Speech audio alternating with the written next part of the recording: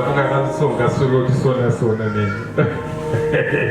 My Egyptians vakati tinoabata apa vakrosa vadarika. Pane gungwa pane apadarikike. Ombera Jesu. They went in after them to the midst of the sea, even all Pharaoh sees his chariots and his horsemen. Akati mabhiza edu nemi vataswe mabhiza handei nawo tokwapedzera kune vari kuti vada kukupedzera kwete mugote kwarino.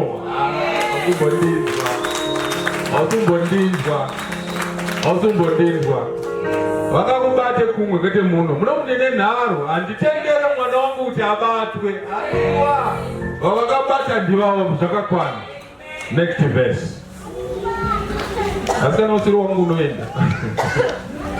it came to pass that in the morning watch the Lord looked unto the host of the Egyptians through the pillar of fire and of the cloud, and it troubled the host of the Egyptians. Mwari ndokubva watarira mukati memoto mukati megore ati vafana vari kufarisa. Ndiwo ndakatotarira ndikati kuna vafana vari kufarisa. Asida uzvinzwa rikandirwa ngukuno. Pane vandakatarira kuti vafana vari kuda kufarisa.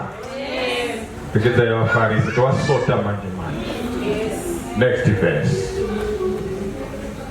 And took off the chariots of their chariot wheels, that they drave them heavily, so that the Egyptians said, let us flee from the face of Israel, for the Lord fighteth for them against the Egyptians. Ndohamba vachimhanyidzana. Mwari akati tinobvisa mavhiri. Vachibviswa mavhiri ndokubva vatanga kunzwa kuremerwa. Ukazanza aiwa ngatitizei Mwari wavo kuvarwira. Newe Mwari ngaakurwire. Ndati Mwari ngaakurwire. Vakakaungana vakati gadzira arita roshenda ritaramataura mazita evanavo.